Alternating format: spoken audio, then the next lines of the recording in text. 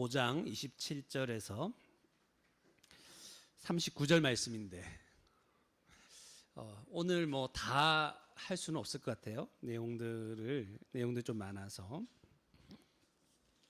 절수는 목사님 평소에 하는 것보다 많지 않은데요, 이렇게 얘기할 수 있지만 내용들이 많아서 다는 못하지만 간략하게 설명은 해드리고 그리고 다음 주에 또 이어서 마지막 부분들을 더 확대하고 확장해서 함께 살펴보았으면 좋겠습니다.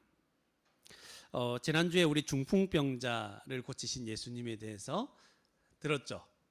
네. 그 지난주에 그러더라고요. 설교가 너무 짧았다.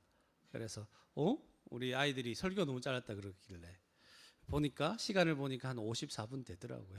그래서 짧은 게 아니었는데 아마 수련회 다녀와서 수련회 때 한 2시간씩 말씀 듣다 보니까 54분은 아무것도 아니다. 여러분 교회에서 목사 설교하는 건 너무 짧은 거예요. 여러분 알겠죠? 그죠? 짧게 하는 거니까 잘 듣고, 그리고 이 잘 들으면 여러분들이 이 말씀을 듣는 가운데 하나님이 어떤 분인지 하나님을 만날 수 있는 거예요. 어떻게 구원받습니까? 어떻게 하나님 만날 수 있습니까? 이 시간이에요. 이 시간.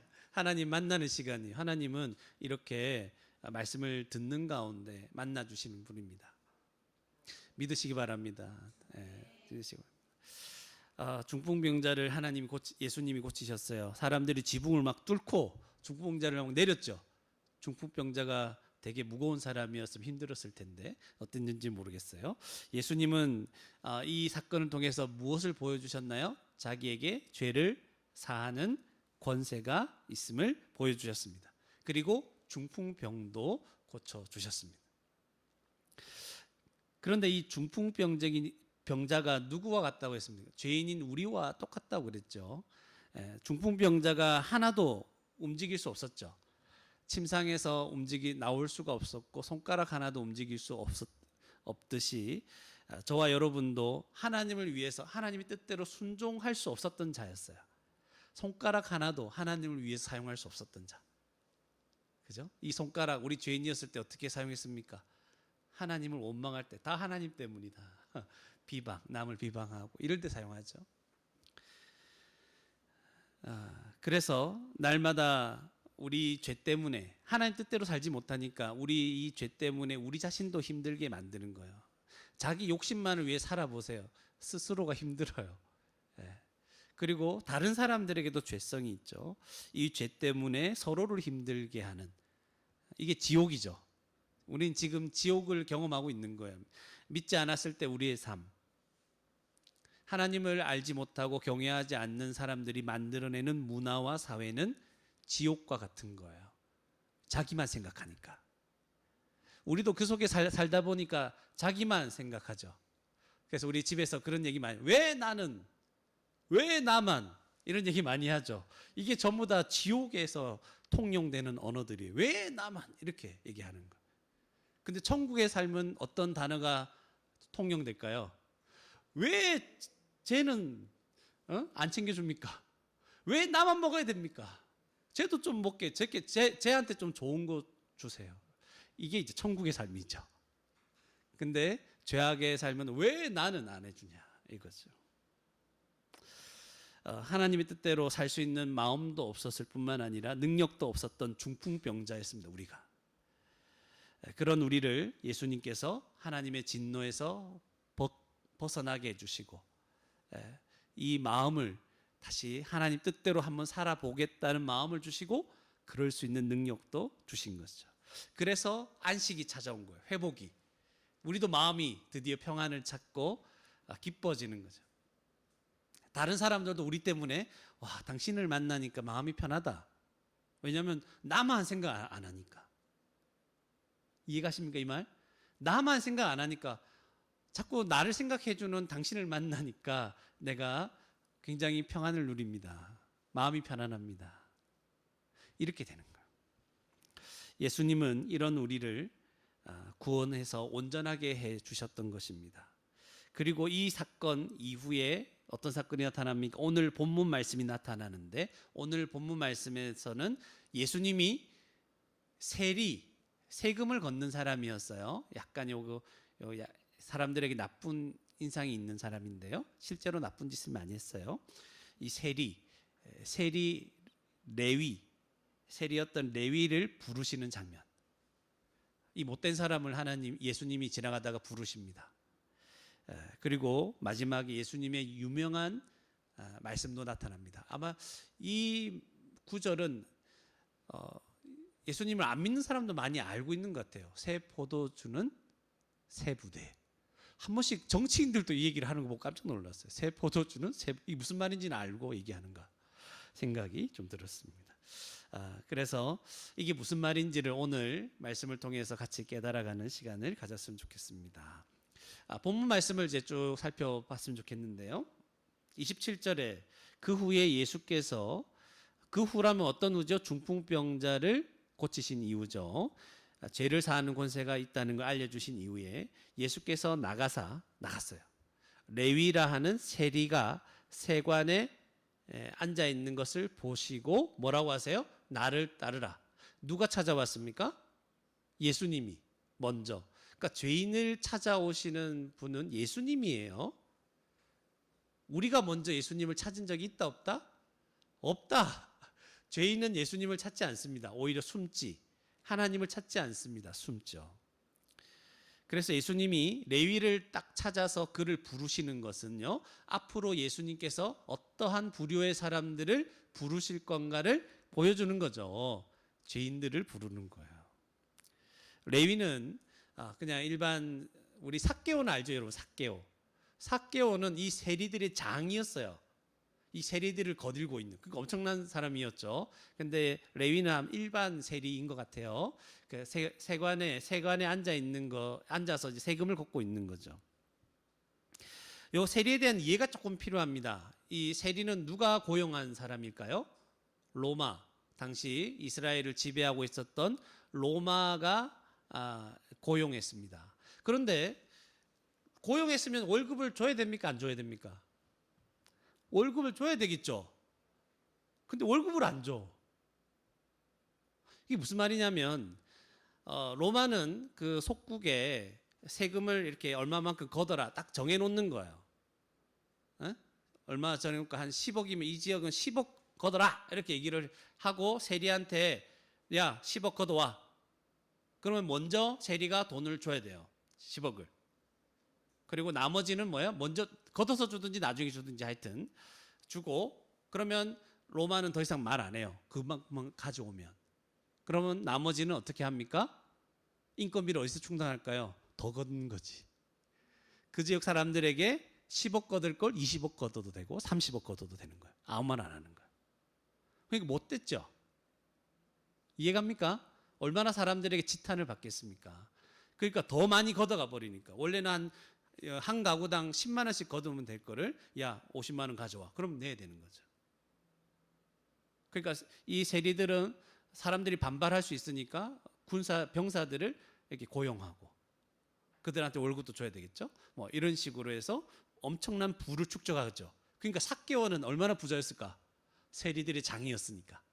그게 부자라 이런 말까지 나왔던 거예요. 복음의 기초에. 알죠? 세리가 이런 사람이니까 사람들이 안 좋아하겠죠. 그래서 당시 사람들은 어떤 세리에 대해서 어떤 생각이 있었냐면 이런 새끼들은 이런 세리들은 하나님의 자비를 받을 수 없는 자들이다. 이런 생각을 일반적으로 했다고 합니다. 하나님은 이런 사람에게는 자비를 베풀지 않을 거다. 이렇게 못돼 먹은 인간, 못돼 처먹은 인간. 이런 배경을 좀 알고 오늘 본문을 읽어야 이 세리를 부르는 게 무슨 의미인지를 조금 알겠죠. 28절에 불렀어요. 나를 따르라 이렇게 했어요. 예수님이. 세리가 많이 소문도 들었겠죠. 예수님에 대해서. 그러니까 28절에 그가 어떻게 반응합니까? 그가 모든 것을 버리고 일어나. 그걸 다 버렸어요. 엄청난 지금 이익을. 또 로마에 지금 세금 내야 될 게 있잖아요. 더 많이 걷어야 되는데 지금 그걸 다 버리고 일어났습니다. 모든 것을 버리고 일어나 예수님을 따랐습니다.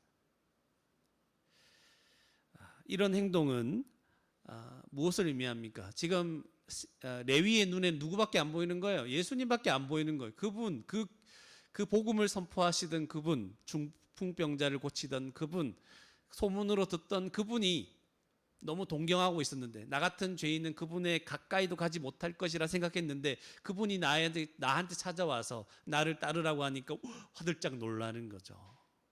너무 이 영광스러운 기회를 놓칠 수 있다 없다? 놓칠 수 없는 거예요. 그가 볼 때 영광의 주님이 보이는 거예요. 그러니까 자기가 지금 앉아서 세금 걷고 있는 이 자리, 자기의 생계와 자기를 부유하게 만들 수 있는 이것의 똥과 같이 여겨지는 거예요. 수련회 때 똥이냐 그리스도냐 뭐 이렇게 얘기했는데 정말 이 모든 것이 똥처럼 여겨지는 거예요. 갑자기 이거 일어나. 그러니까 그가 집중하고 있는 것은 내가 이걸 버려야 되겠다 말아야 되겠다 고민하는 흔적이 있습니까 없습니까? 없어요. 예수님이 너무 크게 보이는 거예요. 그래서 따르는 거예요. 일어나 따르는 거예요. 그래서 우리 하나님 백성들, 구원받는 백성들은 구원받는 순간에 예수님을 따르고 믿게 되는데 그때는 어떤 형식으로 믿게 됩니까? 이런 거죠. 예수님이 주시는 그 구원의 은혜, 예수님 나를 부르셨다, 나 같은 자를 구원하신다, 이거밖에 보이지 않기 때문에 주님을 믿는 거예요. 다른 게 보이지 않아요. 내가 뭐 집에서 뭐 해야 된다, 이거 해야 된다, 내가 뭐 바쁘다, 뭐 이런 얘기 전혀 못해요. 주님이 누군지를 분명하게 알았기 때문에 그런 거예요. 여러분, 예수님이 우리를 부르는 건 이런 거예요. 그냥 야, 너 예수님 믿을래 말래 한번 생각해봐라. 니도 고민되지? 뭐 이런 식으로 예수님 믿는 게 아니에요. 그렇게 고민해서 믿는 거면 이렇게 예수님을 믿는 사람들이 존재하지 않습니다. 너 한번 해봐. 예수님 믿으면 오늘 집에서 뭐 좀 더 해줄게. 이런 게 아니에요. 믿음은 그런 식으로 믿을 수 있는 게 아니고 실제로 정말 참된 믿음이 일어날 때는 우리 속에서 참된 믿음이 일어날 때 예수님을 진짜 만났을 때는 아무것도 눈에 보이지 않는 거예요. 다 버려두는 건데 뭘 버리는지도 몰라. 탁 일어나서 예수님 따라가야 되겠다. 우와 대박이다 이렇게 가는 거예요. 그래서 29절이 이해가 됩니다. 레위가 예수를 위하여 자기 집에서 큰 잔치를 하니 세리와 다른 사람들이 많이 함께 앉아 있느냐. 이 말이 이제 앞에 말을 이해해야 이 구절이 이해가 되는 거죠. 레위가 갑자기 왜 큰 잔치를 벌입니까? 이런 거죠. 너무 기쁘니까 지금 다 버리고 일어났는데 뭐 지금 앞으로 뭐 먹고 살까 이런 생각하는 게 아니고 너무 기쁜 거예요. 지금 엄청난 일이 자기에게 일어났는 거예요. 엄청난 일이 일어났어요. 그리고 잔치를 벌여요. 잔치다 이거는. 큰 잔치예요. 큰 잔치 보죠. 자세히 읽으면 큰 잔치죠. 근데 이 잔치는 자기도 너무 기뻐서 벌이는 거지만 누구를 위한 거예요? 친구들. 뭐예요? 누구를 초대했죠? 세리와 다른 사람이 많이 함께 이렇게 돼 있는데 세리와 그와 같은 사람들, 죄인들을 많이 포함하고 있는 거죠. 백성들이 정말 싫어했던 사람인데 이 싫어했던 사람하고 근처에 어울리고 초대할 수 있는 사람은 비슷한 부류의 사람들이겠죠. 그런 사람들이 죄인들이 가득 한 거예요. 지금 그 사람들 잔치를 벌이니까 오라 그러는 거. 와서 지금 뭘 알리는 거예요? 예수님이 나를 부르셨다. 구원은 이런 것이다. 지금 이 기쁨을 알리는 거잖아요. 예, 여러분, 우리 예수님을 따라 살아가는 삶에 대해서 많이 오해를 하고 저도 예전에 많이 오해를 했습니다. 뭐냐면 예수님을 따라가는 삶은 고통이다, 십자가다, 힘들다, 과연 할 수 있을까? 이런 생각을 많이 했죠. 예, 그런 생각을 저도 많이 했었어요. 예수님을 따라가는 삶은 쉽지 않다. 물론 그런 측면이 있어요. 그렇지만 그게 기본은 아니에요. 가장 근본적인 예수님을 따르는 삶의 기본은 뭐예요? 잔치다. 이거 기억하세요. 잔치 베푸는 게 예수님 따라가는 삶이요. 기쁨으로 따라가는 삶이 예수님을 따라가는 삶이지 억지로 주님 이것도 원하십니까? 내가 이것도 포기했는데 주님 이것까지 왜 이러십니까 나에게?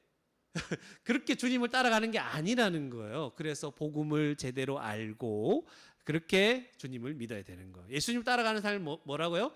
잔치하면서 따라가는 거예요. 너무 기뻐서. 니도 와봐라, 니도 와봐라. 너무 좋다. 그렇게 예수님을 따라가는 거예요. 잔치다. 30절에 보니까 바리새인과 그들의 서기관들이 그 제자들을 비방하여 비방해요. 왜 비방할까요? 죄인들하고 같이 어울리니까. 바리새인들은 그래도 경건한 사람들이었는데 이스라엘이 왜 망했습니까? 죄악, 우상 숭배, 죄악 이런 걸 망했죠. 하나님의 율법을 안 지키고 이래서 망했잖아요. 그러니까 우리는 더 이상 그렇게 하지 말자. 어떻게든 경건하게 살려고 애를 썼던 사람들이 바리새인들, 율법을 지키려고 했던 사람들, 율법학자, 이런 사람들이죠. 그러니까 그 자체로는 괜찮은 사람들일 것처럼 그렇게 보입니다. 근데 그들이 비방하죠. 왜냐하면 자기 기준에 맞지 않거든요. 예수님과 제자들은 뭐 하고 있어요? 먹고 마시고 놀고 있는 거예요. 그것도 누구와? 죄인들과. 아니 이스라엘이 과거에 죄인들 때문에 그 죄를 짓고 사랑하지 않고 하는 율법을 어기는 것 때문에 포로로 잡혀가고 나라가 망했는데 지금 예수님과 제자들은 뭐 하고 있어요? 죄인들과 어울리고 있는 거예요. 바리새인들이 이런 걸 피했어요. 죄인들과 같이 부정한 자와 함께 있으면 자신들도 더럽혀지고 부정해진다는 생각. 그러나 예수님은 그 반대죠. 오히려 죄인들과 함께 식사를 하고, 이게 함께 식사한다는 건 여러분 대단한 의미가 있는 거예요. 여러분 아무하고나 밥 먹습니까? 지나가다가 어떤 아저씨가 여러분 밥 한번 먹읍시다 하면 밥 먹어요? 안 먹죠. 밥 같이 먹는다는 건 깊은 교제를 의미하는 거예요. 우리 오늘 예배 마치고 밥 먹죠. 우리가 깊은 교제 가운데 있는 거예요. 우리 같이 밥 먹는 사이예요. 우리는 아시겠습니까? 우리 같이 밥 먹는 사이예요. 그래서 여러분 누가 여러분한테 그 목사님과 무슨 관계냐 하니까 같이 밥 먹는 사이다 이렇게 얘기를 해도 되는 거예요. 밥 먹는 사이는 대단한 거예요. 밥 먹는 게 되게 중요한 거예요. 여러분 특별한 일 아니고서는 여러분 예배 마치고 밥 먹고 가는 거 되게 중요합니다. 깊은 교제에 같이 들어가는 거예요. 그래서 예수님은 죄인들과 함께 교제하지만 그분이 더럽혀지는 게 아니라 오히려 죄인들이 회개할 수 있도록 인도하시는 분이에요. 오늘 본문의 핵심을 계속 얘기를 하고 있는 거예요. 그래서 이 바리새인과 서기관들은 비난하지만 비방하지만 오히려 예수님은 이 죄인들을 회개하게 하시는 일을 하고 계십니다. 31절에 예수께서 대답하십니다. 뭐라고요? 건강한 자에게는 뭐가 필요 없다? 의사가 쓸데없다. 그죠? 건강한데 여러분 병원 갑니까? 안 가죠. 그러나 병든 자에게라 쓸데있나니. 누가 건강한 자입니까? 누가 병든 자입니까? 요거는 있잖아요. 뭐냐면 누가 건강한 자이냐면 지금 바리새인과 서기관들 얘기한 자기한테는 문제가 없다고 생각하는 거죠. 이런 사람은 예수님도 필요가 없는 거예요. 근데 예수님은 누구? 죄인들인데 어떤 죄인들이냐? 사실은 바리새인도 죄인이죠. 서기관들 다 죄인들인데 자기가 죄인이라고 생각하지 않는 자는 여기서 말하는 비유적으로 좀 비꼬아서 얘기하죠. 건강한 자죠. 그러나 죄인들은 병든 자는 누구냐면 자기가 죄인이라는 것을 알고 인정하는 자. 이게 바로 죄인들이죠. 예수님 그런 죄인들에게 가서 그를 고쳐주시는 겁니다. 32절에 내가 의인을 부르러 온 것이 아니다. 내가 자기가 건강한 자, 나는 괜찮다 하는 의인들 누굽니까? 바리새인과 서기관들 같은 이런 자. 우리는 괜찮다. 우린 다른 사람들과 다르다. 이런 자를 부르러 온 것이 아니다. 누구를 부르러 왔다고요? 죄인을 불러 회개시키기 위해서 오셨다. 앞에서 예수님은 죄를 사하는 권세가 있음을 알려주셨습니다. 오늘 본문에서는 그 죄인을 불러서 회개시키러 오셨다는 것을 말씀해 주시는 겁니다. 그래서 이제 33절에 보면 또 가만히 있겠습니까? 이들이 뭐라고 합니까? 그들이 예수께 말하되 요한의 제자는 자주 금식하고 요한의 제자, 세례 요한의 제자를 얘기하는 거예요. 세례 요한의 제자는 회개 세례를 전파했죠. 세례 요한이 회개 세례를 전파하고 회개하라 막 이렇게 얘기를 하니까 그들은 자주 금식도 한대요. 기도도 한대요. 금식하면 기도, 금식기도 이런 거 많이 한대요. 그러니까 얼마나 경건해 보입니까? 바리새인들의 생각에도 죄를 짓지 않고 막 이렇게 살아가는 것 자체가 뭐예요? 막 금식하는 모습으로 그들도 많이 나타나는, 우리 막 앞에 서서 기도하고 금식하고 막 이런 모습으로 많이 나타난 것입니다. 그래서 요한의 제자들은 자주 금식하고 기도도 하고 바리새인의 제자들도 또한 그래야 돼. 그러니까 바리새인도 이렇게 경건하게 살려고 이런 모습으로 살았다는 거예요. 근데 당신의 제자들은 먹고 마시나이다. 그러니까 예수님과 그의 제자들은 와서 잔치 벌이고 뭐 먹고 잔치에 들어가가지고 먹고 마시고 막 난리가 나는 거예요. 그러니까 얼마나 경건해 보이지 않습니까?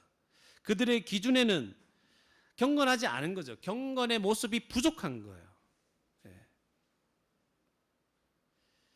그런데 거꾸로 생각해 보시면 예수님은 이렇게 먹고 마신 죄인들과 함께 먹고 마심을 통해서 무엇을 하시는 거예요? 결국은 그들과 죄인들을 부르러 오셨고 그들을 회개하게 하셔서 결국 그들의 인생이 잔치가 되게 만들어 주시는 분이에요. 약간 역설적인 부분이죠. 바리새인과 서기관들이 이해를 못했어요. 와, 저 사람들 우리 식으로 말하면 예배도 똑바로 앉아서 예배 안 드리고 뭐 왔다 갔다 하고 뭐 저렇게 예배 드리면 하나님이 받으시겠나? 뭐 이런 식의 이제 그런 거죠. 근데 예수님은 오히려 그런 상황에서 참된 구원을 주시는 분이십니다. 여기서 이제 금식이라는 게 좀 나오죠. 금식. 금식은 당시에 아주 경건한 자들의 표시와 같은 거였어요. 이스라엘 백성들, 유대인들은 당시에 대속죄일에 금식을 했습니다. 전부 다 금식하는 거예요. 뿐만 아니라 예루살렘이 멸망을 당했죠. 예루살렘이 함락이 된 것, 포로로 끌려갔잖아요. 그날을 생각하면서 슬퍼하면서 금식, 나흘을 금식했어요. 또 하나님 앞에 회개하거나 슬퍼할 때 그들은 수시로 또 금식을 했습니다. 특별히 바리새인의 금식은 알아줄 만합니다. 바리새인은 언제 금식했냐면 이런 금식 플러스 매주마다 2회 월요일과 목요일에 금식했어요. 그래서 이스라엘을 위해서 중보 기도한다고 하면서 기도했어요. 그러니까 얼마나 경건해 보입니까, 여러분? 예. 그래서 이 시기에는 많은 사람들이 금식을 경건한 사람들의 아주 좋은 습관으로 인식하고 있었습니다. 예수님도 나중에 금식도 했지만 예수님은 이 당시에는 금식을 거의 하지 않았습니다. 그래서 종교 지도자들이 볼 때는 예수님을 가만히 보니까 금식도 제대로 안 하고 경건한 모습이 없으니까 이 사람이 하나님이 보내신 사람일 리가 없다 이 생각을 하는 거예요. 가짜다. 먹거나 마신다. 이런 비방이 쏟아지고 있는 거예요. 34절에 보니까 예수께서 그들에게 이르시되 혼인집 손님들이 신랑과 함께 있을 때 너희가 그 손님으로 금식하게 할 수 있느냐. 여러분 갑자기 이제 금식 문제가 딱 대두가 되니까 예수님 비유로 얘기하시 신랑을 가지고 혼인집 신랑 이 얘기를 가지고 지금 이 부분에 대답을 하시는 거죠. 예수님은 본질적으로 금식하시지만 금식하는데 적합한 때가 아니다. 지금은 때가 아니다 이렇게 얘기하는 거죠. 신랑이 와 있는데 혼인집에 잔치죠. 잔치. 우리 아까 잔치와 좀 연결되는 게 있죠. 그죠? 아까도 잔치를 벌였는데 혼인집 잔치 이때 신랑이 있는데 이걸 막 슬퍼하면서 금식하면 됩니까 안 됩니까? 잔치 음식이 뷔페 음식이 가득 차 있는데 금식하면 안 되죠. 이거 먹고 마시고 즐거워해야 될 때잖아요. 이 신랑이 누구를 얘기할까요? 예수님, 메시아. 메시아가 오시는 것을 신랑이 오는 것과 연결시키는데 이 예수님이 오셨고 메시아가 오셨는데 지금은 어떤 때죠? 신랑이 와서 잔치가 벌어지는 때다. 이 금식할 수 없다. 슬퍼할 시간이 아니라 지금은 금식하는 게 적절하지 않다 얘기하는 것입니다. 사람들이 왜 금식했습니까? 이스라엘 나라가 망해서 금식했습니다. 하나님 언제 이 나라가 회복되겠습니까? 언제 우리 백성을 구원하시겠습니까? 그런 마음을 가지고 계속해서 고통 가운데 슬퍼하며 금식을 이때까지 해왔거든요.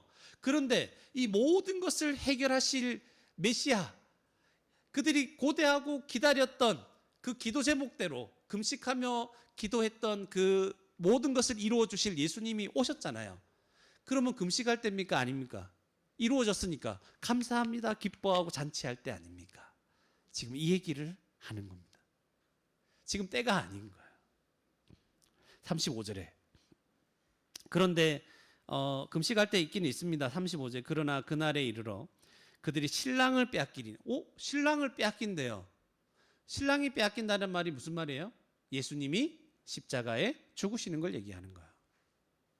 신랑이 왔는데 빼앗겨. 잔치집, 혼인집에 신랑을 누가 뺏어가 버리는 거예요. 그날에는 금식할 것이니라. 그날에는 금식. 그러면 그날은 며칠이에요? 따지면 3일이에요. 3일. 예수님 부활하시잖아요. 다시 신랑이 오시잖아요. 3일 뒤에 부활하셔서. 그래서 3일 동안 우리가 금식은 할 수 있지만 나머지 시간은 뭐예요? 예수님이 신랑이 와야 계시기 때문에 잔치라는 거예요. 여러분, 교회 시대, 성령의 시대, 예수님이 오셔서 죽으시고 부활하시고 승천하시고 성령을 보내주셨죠. 이 교회 시대라 그래요. 성령의 시대. 이 시대에도 우리 요즘도 금식을 합니까 안 합니까? 하죠. 때로는 금식을 할 수 있습니다. 그런데 이 금식은 과거의 금식과는 분위기가 다릅니다. 과거에는 슬퍼하면서 애통하면서 막 이렇게 금식했지만 지금은 무슨 금식입니까? 예수님이 와 계시기 때문에, 이미 우리의 구원을 이루셨기 때문에 기뻐하고 소망하면서, 또 때로는 힘든 가운데 주님을 더 바라보기 위해서, 주님을 붙잡기 위해서 금식하는 거예요. 자유롭게 구원이 완성될 날을 소망하면서 금식하는 거예요. 교회의 유익을 위해서, 자신의 영적인 유익을 위해서 금식해도 됩니다. 하나님의 뜻을 더 생각하고 하나님의 뜻을 더 붙잡기 위해서 금식해도 됩니다. 죄와 싸우기 위해서 자유롭게 금식할 수 있습니다. 요즘은 뭐가 문제입니까? 그런데 금식할 정도로 신앙을 지켜야 되겠다, 금식할 정도로 믿음으로 살아야 되겠다, 이렇게 간절한 사람이 많지 않다는 게 더 문제죠. 금식이 뭐 꼭 해야 된다 이렇게 나와 있지는 않지만 정말 내가 식음을 전폐할 정도로 주님을 만나야 되겠다, 이런 사람들이 너무 적어진 게 오늘날의 문제가 되는 거죠. 36절에 또 비유하여 이르시되, 또 비유를 또 하시는 거. 이제 여러분, 이제 그 같은 비유가 다르게 나오는데요.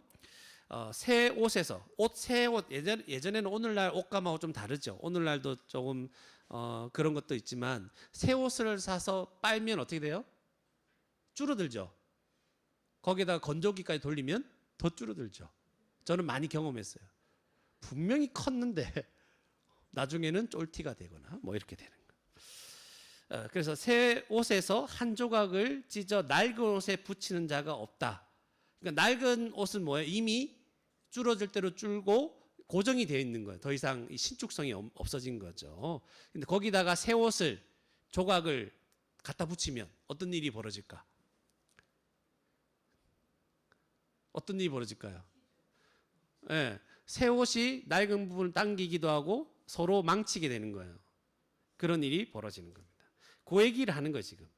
그래서 그렇게 붙이지 않는, 낡은 옷에다가는 낡은 그 조각을 붙여야 되고 새 옷은 새 옷을 같이 늘어났다 줄었다 해야 되는 거죠. 그런 거예요. 예전에 이게 무슨 말인지 몰라가지고 옷감에 대해서 아는 지식이 없으니까 굉장히 헷갈렸는데 지금도 잘 모르긴 해요. 근데 이렇게 된다는 거예요. 37절에 또 다른 비유를 하는 거예요. 새 포도주를 낡은 가죽 부대에 넣는 자가 없다.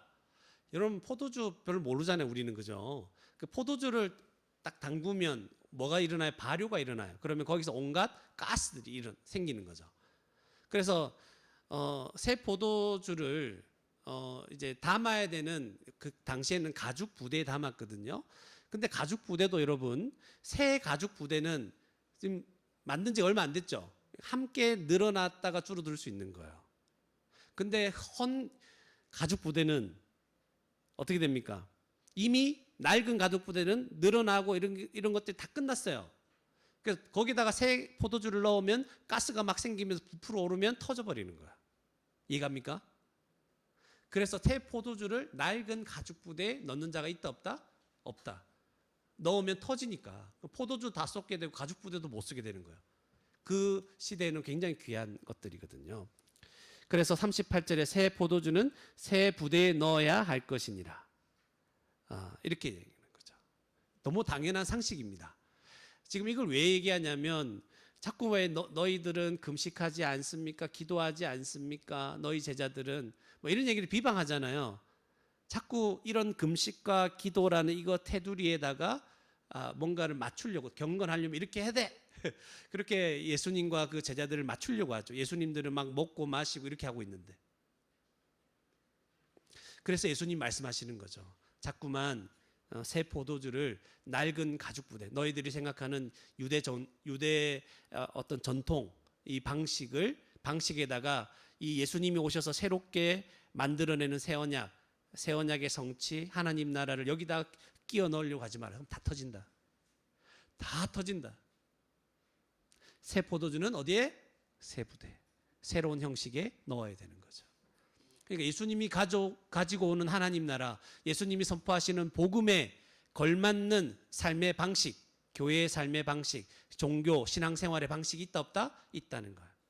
예전에 하듯이 제사를 지내고 뭐 이런 것들을 강요하려고 하지 말라는 거예요. 39절에 묵은 포도주를 마시고 새 것을 원하는 자가 없나니 이는 묵은 것이 좋다 하면, 이 무슨 말이냐면 원래 포도주는 묵은 것이 좋죠. 맛있죠. 안 먹어봐서 모르겠어요. 고개 끄덕인 사람은 먹어본 거죠. 저는 모르겠어요. 묵은 것이 좋다. 포도주 하면 몇 년 산 이런 얘기 하죠. 와인 이런 거. 그런 거 생각하시면 될 것 같아요. 이 말은 무슨 말이냐면 묵은 것이 좋다는 사람은 서기관과 바리새인 같은 사람들이에요. 우리는 옛날 것이 좋다. 똑같이 금식도 하고 이것저것 많이 해라. 그렇게 종교적인 모습을 드러내면서 뭐 복음을 얘기하든지 해라. 이런 사람들이에요. 그러면서 예수님이 말하고자 하는 복음을 거부하는 자들, 예수님을 배척하는 거죠. 예수님을 비방하는 자들. 그러니까 자기가 가지고 있는 이 생각 때문에, 옛것 때문에 새로 그들을 구원하실 예수님을 거부하게 되는 이런 자들의 말인 거예요. 이해갔죠, 여러분? 그래서 오늘 이 말씀을 다 못하는 거예요. 뒷부분을 다음 주에 하려고 생각하고 있습니다. 그래서 오늘 본문 말씀에서 한 두 가지 정도를 얘기할 텐데 그 전에 한번 생각해 보세요. 옛 것과 새 것을 조금 설명해야 될 텐데요. 여러분 구약에서는 구약에 기록된 모든 것은 메시아 예수 그리스도를 기다리게 하는 것들이에요. 예수님이 오셔야 되는데, 메시아가 오셔서 우리를 구원하셔야 되는데, 회복하셔야 되는데. 그래서 근데 이 율법이나 구약의 이 모든 것들을 살펴보면 우리가 이것을 하나님 뜻대로 순종해야 된다. 순종 안 하면 우리가 심판받는다. 이런 내용들로 가득 차 있죠. 그 앞에서 우리는 결국 어떻게 되냐면 우리 힘으로는 이걸 다 지킬 수 없구나. 메시아가 오셔야 되는구나. 우리 힘으로 막 지켜서 하나님 앞에 나아가려고 하니까 다 절망하는 거죠. 자신의 힘으로는 하나님께 나아갈 수 없구나. 주님이 보내신다고 약속하신 그리스도가 오셔야 되구나. 이렇게 기다리게 하는 게 구약 성경이다. 이렇게 간단하게 말할 수 있습니다. 근데 신약 성경에서는요, 예수 그리스도가 이제 이 모든 지켜야 하는 율법을 다 이루신 거예요. 율법의 마침이 되신 것이죠. 그래서 율법을 범한 우리 모든 죄인들의 죄를 다 십자가에서 해결해 주신 것입니다. 그래서 그로 인해서 그의 백성된 교회는 이제 모든 율법을 지킨 자로, 예수님 때문에 우리 지킨 게 없잖아요. 맨날 어겼잖아요. 불순종하고 죄만 지었잖아요. 그런데 예수님을 믿는 자들은 다 이 율법을 다 지킨 자로 하나님이 여겨주시는 거예요. 완전한 자유를 얻었어요. 새로운 시대가 열린 거예요. 이제는 죄인이 아니라 예수님 안에서 의인이 된 것입니다. 그렇다고 성도는 함부로 삽니까? 함부로 사는 것이 아니라 기쁨과 감사의 마음을 가지고 하나님의 뜻을 따라 순종하고자 하는 자로, 순종할 수 있는 능력을 가진 자로 살아가는 것입니다. 예수님이 가지고 오신 이 새로운 시대, 하나님 나라, 이런 하나님 나라에서 우리는 죄를 짓지 않기 위해서 피 흘리고 싸우는 모습으로 살아갑니다. 죄 짓죠, 우리. 넘어집니다. 그러나 안 지으려고 애를 써봅니다. 눈물을 흘리고 기도도 하고 또 넘어지다가 또 나는 왜 이럴까 하면서 또 하나님 앞에 나아가 은혜를 구하고 말씀을 보고 피 흘리면서 막 싸우려고 하는 것이죠. 설사 범죄하고 넘어지더라도 더 이상 하나님의 진노와 형벌이 부어지지 않는 복된 자로 살아가는 자들이 바로 저와 여러분입니다. 감사하죠. 너무 감사하지 않습니까?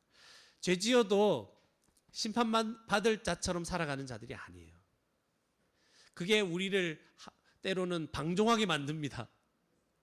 복음을 알면 한 번씩 방종하게 돼요. 이래도 나를 심판 안 하시네. 내가 이렇게 이상하게 살아도 나를 그냥 내버려 두시네. 이럴 정도로 막 생각이 들어요. 그러다가 복음을 더 깨닫게 되면 내가 이렇게 살면 안 되는구나. 기쁨으로 살게 되는 것입니다. 율법을 지키는 방식으로 하나님께 조금이라도 가까이 나가려는 모든 삶의 모습을 버려야 되는 것입니다. 금식하고, 금식 말고 뭐 했어요? 기도하고 찬양하고 예배 드리고 있죠, 여러분. 또 헌금하고 헌신하고 희생하고 성경을 읽고 연구하고 구제하고 선행하고, 이 모든 것들은 좋은 겁니까 나쁜 겁니까? 좋은 거죠. 그러나 이런 행위로 하나님께 인정받으려고, 하나님 나 이만큼 했습니다. 금식까지 했어요. 나는 저 성도는 금식 안 하는데 나는 금식했어요. 다이어트를 겸해서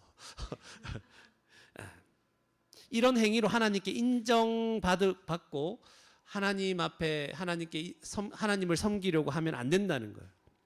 그러면 새 옷이 찢어지는 거예요. 낡은 옷이 찢어지는 거예요. 그리고 새 포도주가 막 터져 나가는 겁니다. 낭비되는 거예요. 포도주 그러니까 낡은 가죽 부대도 망가뜨리고 새 포도주도 다 터져 나오니까 낭비되는 거예요.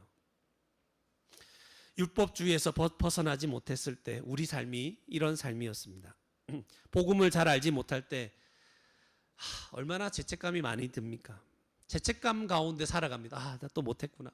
이거 못했구나. 하나님 이거 원하셨는데 이거 못했구나. 맨날 자책하면서 힘이 없는 거예요. 그러니까 얼굴이 어둡게 되는 거예요. 나는 하나님이 기뻐하시지 않는 자야. 그 결정이 돼버린 거예요. 그냥 하나님이 이렇게 하라 했는데 나 못해. 또 한 번씩 설교를 들어도 왜 못했냐고 야단만 치니까 나는 진짜 못해. 그러니까 어두운 거죠. 또 누가 간증하면 너무 잘하는 사람 간증만 해. 그러니까 저 사람은 저렇게 축복받구나 이 생각을 하고, 나는 뭐예요? 제대로 못 사니까 이 모양이지. 이게 너무 확실하죠, 여러분. 확신이 들죠.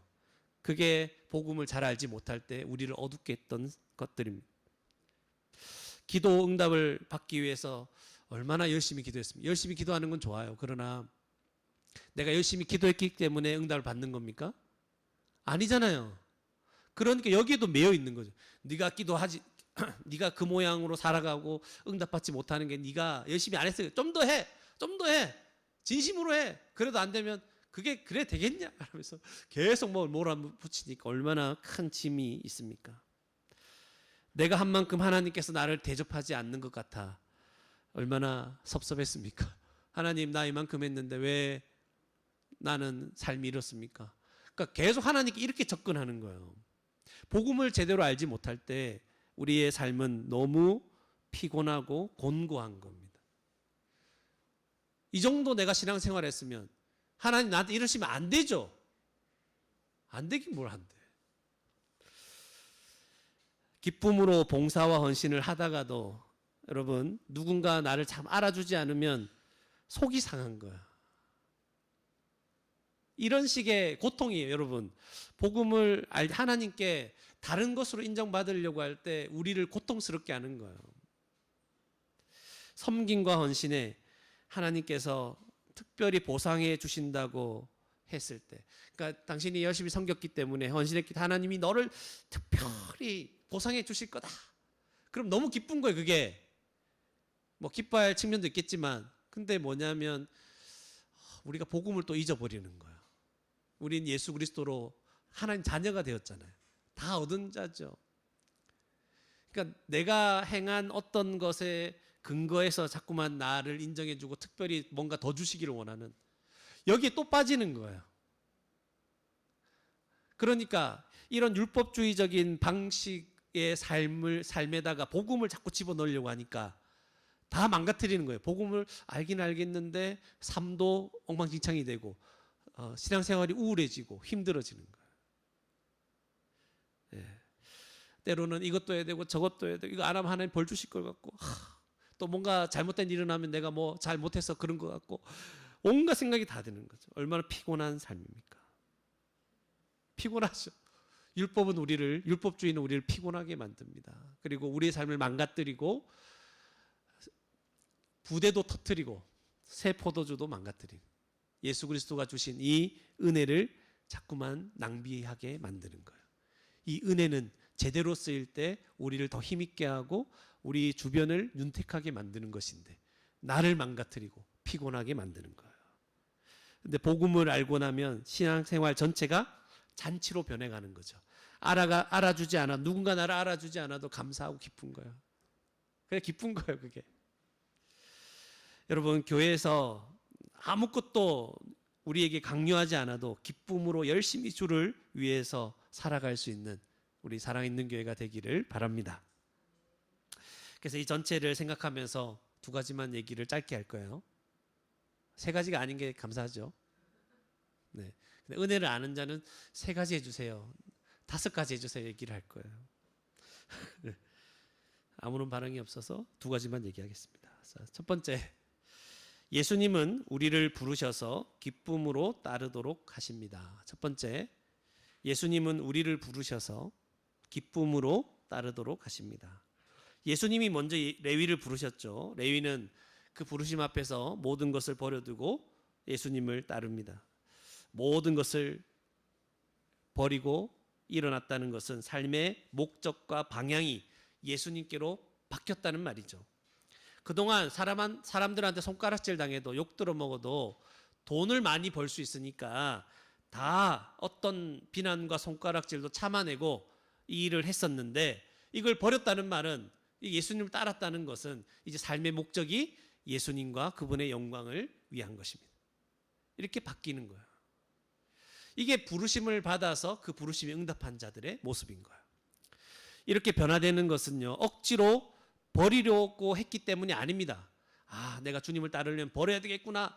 버리려고 했기 때문이 아니라 이런 삶의 목적과 비교할 수 없는 내가 돈을 벌려고 살아왔던 이 지금까지 내 삶의 목적과는 비교할 수 없는 영광과 하나님의 은혜를 깨달았기 때문에 이게 바뀌는 거죠. 야, 너 바꿔라. 너 그렇게 살면 되겠냐? 돌아와라. 예수님만 위해 살아라. 이렇게 말로 한다고 될 문제가 아닙니다. 그래서 모든 것을 버린 레위의 삶은 큰 잔치를 벌이는 기쁨의 모습이었습니다. 그리고 이 잔치에 자신과 같은 자들을 막 초대하는 거예요. 이 기쁨과 은혜를 나눌 수 있기 위해서 애를 쓰는 거죠. 여러분, 예수님이 우리에도 찾아오셨습니다. 예수님이 먼저 찾아오셨습니다. 그 말은 복음을 들려주셨다는 말이에요. 예수님이 우리를 찾아왔다는 것은요, 복음을 들려주셨다는 말입니다. 그리고 깨닫게 해주신 거예요. 여러분, 이거 듣는다고 해서 자꾸 깨달아집니까? 잘 안 깨달아져요, 여러분. 근데 어느 순간 여러분이, 우리 친구들도 한 번씩 뭐 깨달아지는 게 한 번씩 있을 줄 압니다. 예수님이 찾아오시는 거예요. 깨닫게 해주시고 믿음으로 구원을 얻게 하셨다는 말입니다. 우리는 우리를 찾아와 부르신 주님을 어떤 모습으로 따르고 있습니까? 이런 말 하면 여러분 갑자기 죄책감이 막 생길 수 있어요. 여러분에게 죄책감을 일으키려고 하는 게 아닙니다. 잘 들어보십시오. 주님이 여러분을 말씀으로 부르신 건 맞습니까? 부르셨다는 말은 구원하셨다는 말이에요. 여러분 부르셨어요? 네. 구원해 주신 건 맞습니까? 네. 그러면 간단히 점검해 볼 필요가 있어요. 뭐냐면 여러분의 인생에 어려운 일이 계속되면 주님을 믿고 따르는 일을 중단할 수도 있을까요, 여러분? 네. 그게 없다면 일단 괜찮을 것 같습니다. 이 세상에서 여러분이 가장 좋아하는 어떤 것들과 예수님을 믿고 따르는 것을 바꿀 수 있을까? 언제라도 예수님 버릴 준비가 되어 있습니까? 네. 그렇지 않다면 예수님이 여러분을 부르신 것이 많이 맞을 확률이 많습니다. 날마다 주님을 따라가는 성도의 삶은 잔치가 되어야 되는 게 정상이에요. 이게 오늘 본문에 보면 레위의 모습이 정상이에요.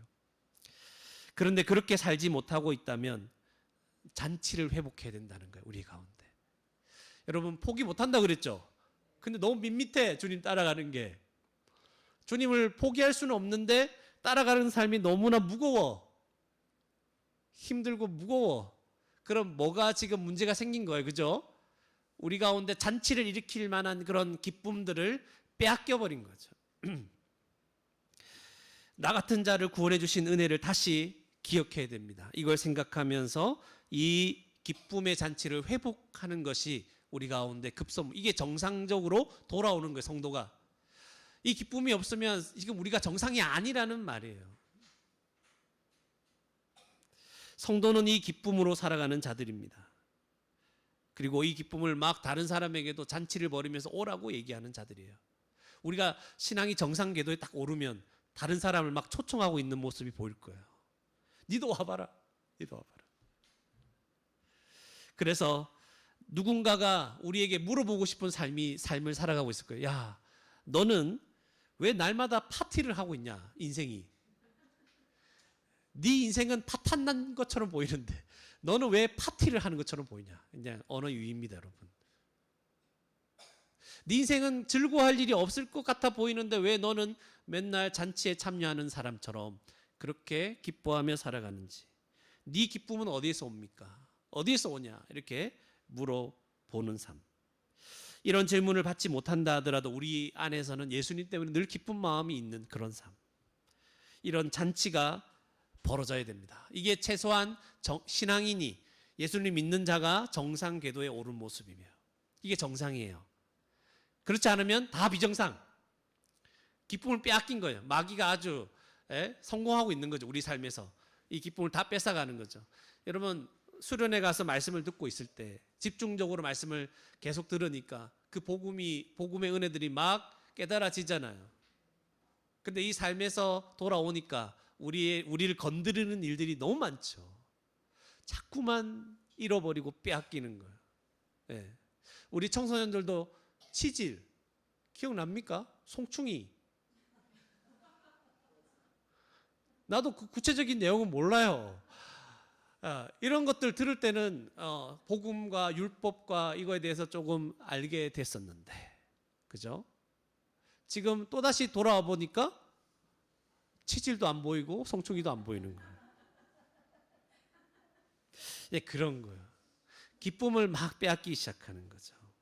여러분, 우리 자녀들도 예배에 함께 드리고 있죠. 여러분, 저도 압니다. 우리 청소년들과 주일학교 학생들의 마음을 저도 지나왔기 때문에. 여러분, 우리 교회는 맛있는 것 많이 주고 교회 오면 놀 수도 있고 그래서 좋다 이런 생각을 할 때도 있을 거예요. 친구들이. 그리고 또 때로는 이런 생각도 합니다. 오늘은 교회 오니까 별 재미가 없다. 놀 사람도 없다. 이런 생각이 들 때도 있죠, 여러분. 오늘은 교회 오니까 오늘은 괜찮은 것 같은데 오늘은 별로 분위기 영 아니다. 오늘은 잔소리만 듣다 가겠다. 막 그런 생각이 들 때도 있을 거예요. 오늘은 잘못 왔다. 이게 무슨 말이냐면 우리 자녀들에게서 이런 말이 나오는 것은 아직 잔치를 맛본 적이 없다는 말이에요. 기억하셔야 돼요. 아직 잔치를 맛본 적이 없다. 나 같은 자를 구원하신 예수님의 은혜를 깨닫고 믿어야 그때 우리 자녀들도 잔치가 벌어져서 교회에 오는 것이 잔치가 되는 거죠. 제가 이제 여러분 또 옛날에 이야기한다 생각하지 마시고 제가 중학교 1학년 때예요. 1학년 때 저는 그때 나를 구원하신 예수님의 은혜를 알게 됐어요. 그때 1학년 때. 그래서 교회에 와서 교회 오는 게 너무 좋은 거예요. 왜 좋았냐면 좋은 이유가 예배 드릴 수 있어서 좋았어요. 여러분 안 믿기죠? 예배 드리는 게 너무 좋아서 그때 새벽 기도도 갔어요. 예배 더 드리고 싶어가지고 기도하고 싶고 예배 드리고 싶고. 이게 여러분 억지로 막 엄마가 끌고 간다고 되는 문제가 아니에요. 알아요, 목사님도. 그렇게 되는 문제가 아니에요. 그래서 저는 그때 너무 좋았어요. 예배를 통해 하나님께 나아가는 시간이 너무 좋았고 찬양하고 기도하고 막 눈물만 났어요. 너무 좋아서 눈물이 그냥 계속 흘렀어요. 너무 좋아서 그게 몇 달간 계속 지속되더라고요. 새벽 기도 가서 새벽 기도 하는데 엎드리 너무 좋고 말씀 듣고 싶어서 이 말씀 무슨 뜻인지 막 알고 싶어서 막 그냥 애를 쓰고 매일마다 큐티 하면서 말씀 보고 막 그게 제 인생의 기쁨이었어요. 즐거움이었죠. 오늘 교회 가서 뭐 하고 놀지 뭘 먹지 이런 생각을 안 했어요. 잘. 그때 제가 뭐 했냐면 고등학교 때는 일주일 동안 몇 달 동안 모은 돈을 가지고 교회 우리 동기들과 친구들 사주려고 애를 썼어요. 같이 그 그 저녁 예배 드리기 전까지 같이 찬양도 하고 어떻게든 그들 남아서 같이 하나님 앞에 예배 드리고 뭐 이런 거 위해서 돈을 모아서 사주고 라면 사주고 만두 사주고 막 그렇게 했던 것 같아요. 이건 누가 시켜서 되는 문제가 아닙니다. 그러니까 우리가 하는 일은 자녀들을 꾸준히 가르치는 것, 이거 하죠. 그러니까 수련회 일단 데려가는 것, 데려가는 것. 그게 우리 회비대 주는 거, 우리 자녀들에게 회비대 주고 데려가고 또 거기서 맛있는 거 사주면서 하는 것. 위에서 기도하는 것, 하나님 은혜 주시기를. 그것밖에 할 게 없어요. 우리들은 이거 잘해야 돼요. 근데 잘해야 되겠죠. 주일학교 우리 학생들 그리고 우리 청소년 여러분들이 말씀드립니다. 하루속히 복음을 듣고 생각하고 기도하면서 예수님을 만났으면 좋겠어요, 여러분. 여러분 뭐 와서 목사님 오늘 재밌는 거 있습니까? 그런 거는 금방 없어져요, 여러분. 교회 뭐 재밌는 게 있어요, 여러분. 와서 또 앉아 있어야 되고 또 싸우면 혼나야 되고 뭐 와서 뭐 아이스크림 하나 정도 먹는 거 그게 뭡니까? 밖에서 먹을 수 있는 거 압니다. 목사님 다 알아요. 이게 뭐가 재밌어요? 교회가 재밌는 거 없어요, 여러분. 알아요, 여러분. 몰라서 하는 게 아니에요. 교회는 사실은 이렇게 하는 건 뭐냐면 여러분이 진짜 예수님 만나서 여러분 마음 속에서부터 영원한 잔치가 벌어질 수 있도록 여러분을 도우려고 하는 겁니다. 여러분을 돕기 위해서 하는 겁니다. 그게 다입니다, 여러분. 여러분도 이 잔치에 참여했으면 좋겠어요. 잔치에. 그게 살아있는 교회 목사로서 여러분에게 해줄 수 있는 전부인 것 같아요. 여러분 다른 것 얻지 못한다 하더라도 여러분 교회 와서 예수님이 누군가, 그분은 진짜 하나님의 아들 맞는가, 하나님이 살아계신가, 이거 알고 여러분을 구원해 주신 것만 알면 저는 됐어요. 저는 바로 죽어도 여한이 없습니다. 정말로. 정말 그분만 만날 수 있다 한다면 여러분에게 뭐 사주고 싶은 거 다 사주고 싶어요. 여러분 그분만 만날 수 있으면 날마다 교회 뷔페 식당을 차리고 싶어요. 그 정도로 감동이 없습니까? 여러분에게 진짜 뭐 원하는 기계들 다 사고 싶어요. 그런 마음입니다. 여러분 잔치입니다. 예수님이 오셔서 잔치를 벌여주셨습니다. 잔치에 하나님의 진노가 있으면 잔치가 되겠습니까? 예수님이 오셔서 십자가에 죽으심으로 우리의 모든 죄로 인한 진노를 다 벗겨주셨습니다. 그래서 잔치가 되는 거죠. 그리고 성령을 보내주셔서 마지막 날 하나님 영원한 그 나라에서 누릴 수 있는 것들을 바로 여기에서부터 누리게 하셨어요. 그 성령이 하시는 일이거든요.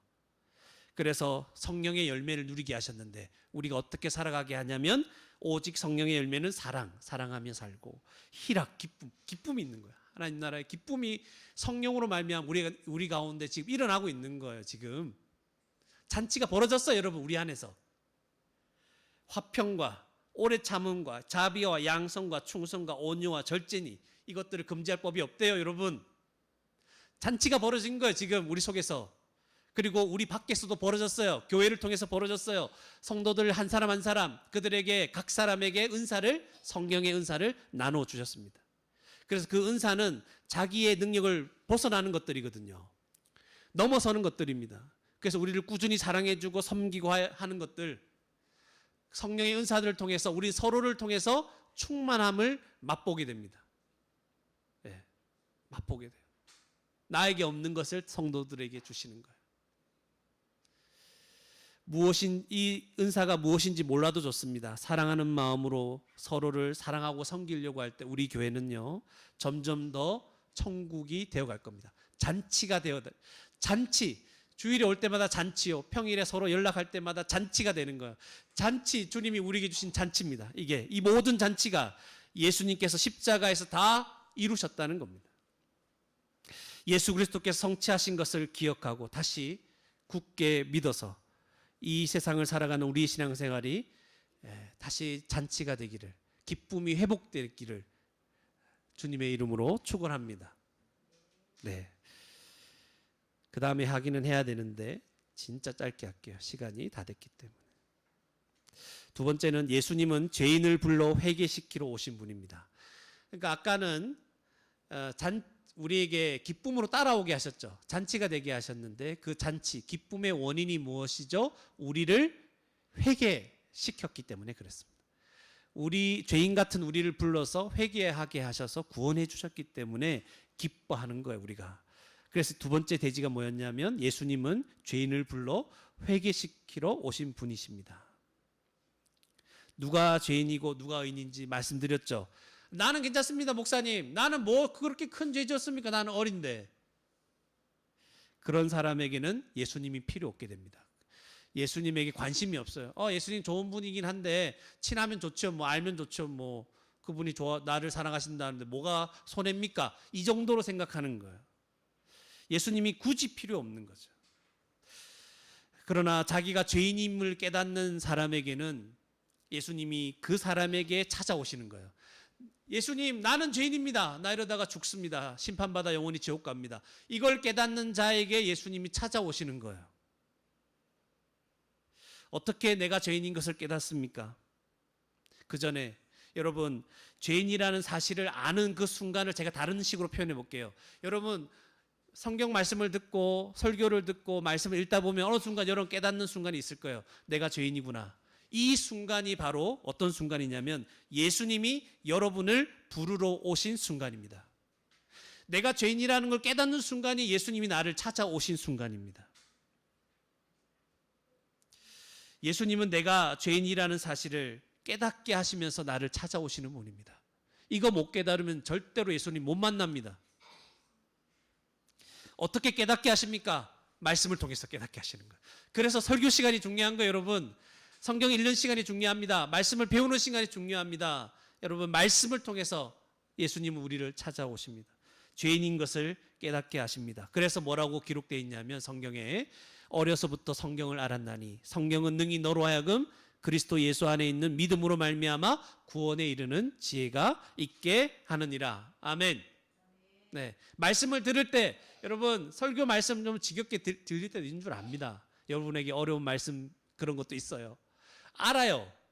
그런데 들리는 부분도 있잖아요. 예수님 어떻게 만납니까, 목사님? 나도 예수님 믿고 싶어요. 어떻게 만납니까? 말씀을 들음으로 만나는 거예요. 말씀을 들을 때 깨닫게 되고 내가 죄인인 것을 알게 될 때 드디어 예수님이 나를 찾아왔구나. 사실은 그때 찾아온 게 아니에요. 예수님 계속 찾아오고 있었어요. 계속 가르치고 말씀하시고 구원받을 수 있도록 인도하셨어요. 예. 계속 나를 교회 데리고 오는 거부하기 힘든 엄마를 붙여주신 거예요. 찾아오신 거예요. 예? 잔소리 들어가면서 오는 거예요. 왜 잔소리 들어가면서 오는지 몰랐어요. 처음에는. 나중에는 깨달을 수 있는 거예요.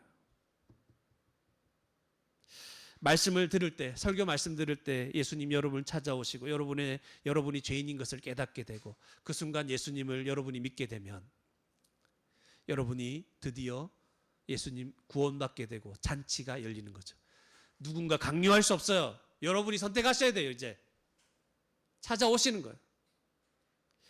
하나님은 왜 내가 기대했던 방식으로 안 오십니까? 좀 나타나시지. 여러분, 일단 이 물음에 대답 한마디 할게요. 일단 현타가 올 수 있게 한마디 하겠습니다. 하나님이 여러분의 종입니까? 여러분이 하라는 대로 하게? 그죠? 꼭 그런 얘기 많이 해요, 사람들이. 하나님 만약 이렇게 하시면 저렇게 하시면 나 믿겠다고 하는 거예요. 안 그럼 나 안 믿겠다. 하나님이 종입니까, 여러분들의? 여러분 뭐라는 거 아니에요. 하나님을 마음대로 조정하려고 한다면 스스로 하나님이 되는 거죠. 내 말대로 움직이는 하나님은 더 이상 하나님이 아니에요. 그렇게 조정하는 사람이 하나님이겠죠. 뭐. 하나님을 만나면 정신이 번쩍 들 겁니다. 아, 내가 조정할 수 있는 그런 분이 아니구나. 일단 이거부터 알아야 돼요. 하나님 왜 내가 생각하는 방식 오늘 밤에 오늘 낮에 탁 나타나가지고 나를 확 굴복시키지 않습니까? 이렇게 말하고 생각하는 사람들이 있다면 참 어리석은 생각을 하는 거죠. 인간은 어리석고 악합니다. 어떤 사람은 그럽니다. 하나님 나에게 돈 많이 벌게 해주면, 요즘 돈이 어린아이들이나 뭐 어른들 다 이제 핵심이 되고 있는 것 같은데, 돈 많이 벌게 해주면 난 믿겠다. 예. 하나님이 여러분 어리석습니까? 만약 그 사람 돈 많이 벌게 해줘서 하나님 믿겠다는 말을 들어주면 그 사람은 하나님을 섬기겠습니까? 돈을 섬기겠습니까? 예. 모양은 하나님 섬기는 것처럼 보입니다. 아, 하나님 나 부자 되게 해줬으니까 나 교회에 계속 나옵니다. 헌금도 합니다. 이런 식으로 얘기하겠죠. 그러나 그 이유는 돈 때문이잖아요. 하나님을 섬기는 게 아니라 돈을 섬기고 있는 거예요. 그리고 하나님은 우리가 믿겠다라는 말을 사정하면서 들으셔야 하는 분이 아닙니다. 내가 그럼 믿겠다. 지금 누가 손해보는 거예요? 정신을 차려야 되겠죠? 내가 안 믿으면 누구 손해예요? 나 손해죠. 나 하나님 이렇게 안 하면 나 안 믿겠습니다. 우리가 믿지 않으면 우리가 큰일 납니다. 영원한 심판을 받게 되는 거죠. 지옥 형벌이 우리를 기다리는 거예요.